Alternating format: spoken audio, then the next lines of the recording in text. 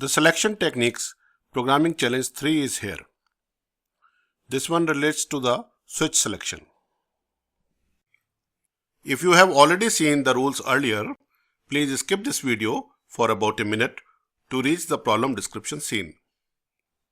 Please go through these rules before you take this challenge. Please take a notebook and pen before you read further.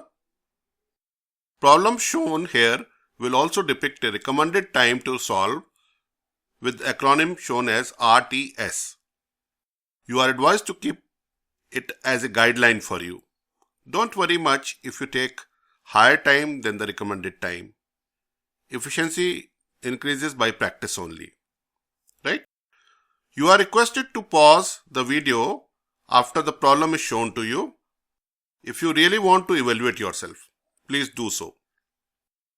After some time of the problem slide, you will be shown the hint slide. You should play the video further to watch the hint and then pause again to try solving the problem again. After that, you are brought to the detailed solution page.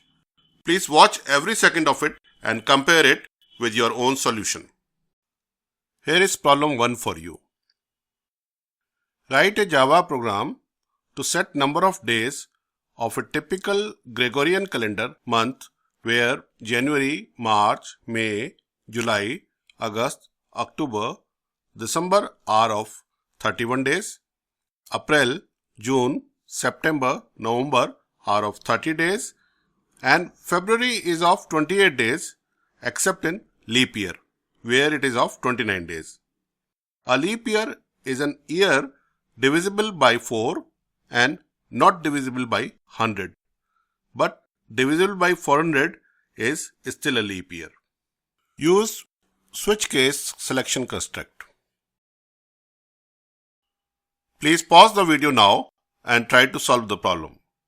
Play it further when you need the hint. Use month numbers from 1 to 12 for case selection and group together corresponding cases for setting the days count. For case 2, use if conditional selection for leap year. Pause again now. Replay further when you are ready with the answer. The format for ternary operator is we have to create correct switch construct, and for case 1, 3, 5, 7, 8, 10 and 12. Days shall be set to 31, and for 4, 6, 9, 11, days shall be set to 30. The trick lies in month of February, which is case 2.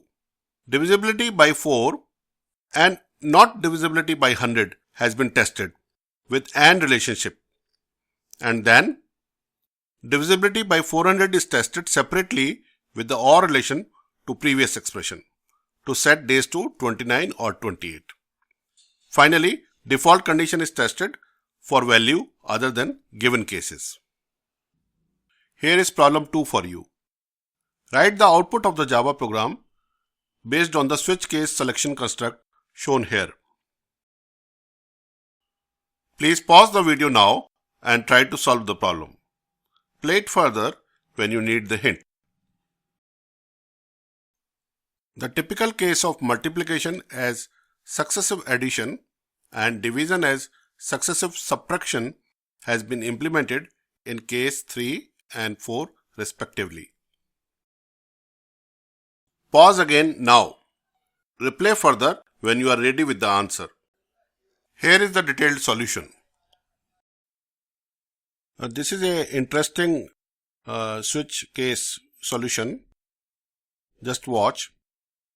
Just like we are setting up this number 1 and number 2, and we are trying to operate on these numbers. And this in res variable we will take result of these two numbers when they are operated by this switch. And this wn1 and wn2, we are trying to keep the working number so that if any value of this num1 and num2 changes, we can still print num1 and num2 as their original values. because while operation wn1 and wn2 might change depending upon whatever operation we are doing. And in this case, we are putting up for loop within this for generating operating case one by one. There are 4 cases, so we are trying this for loop from 1 to 4. Okay, so that each case is executed once. Now, just see this interesting case, the case 1 itself. Here num1 plus num2, some expression for physically showing it on screen has been given. But this, because there is no break statement in the first one, the output will actually come due to this, which is wn1 plus wn2. Both numbers will be added here when the case is 1, when the I loop is 1. This will actually come in case 2. And here the break has been given. So that if this plus addition has been done, so this will come. And when the real case 2 is there, so this will come through this, where wn minus 1 and wn 2 has been actually subtracted. So this is a simple case of addition, case 1, case 2 is a simple case of subtraction. So this addition of 43 plus 44 will give me 47, and 43 minus 4 should give me 39. Okay, now this is a case, case 3. What is being done here is, it is a case of successive addition. So it should be a case of successive addition is called multiplication actually. So this is a multiplication operation. We are doing till the number is less than wn2. That means I am actually adding 43 4 times to get the result. So that's why this result comes.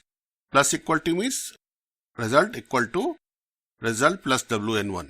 So this is actually a case of multiplication. So the answer here should be multiplication of 43 and 44, 43 and 4.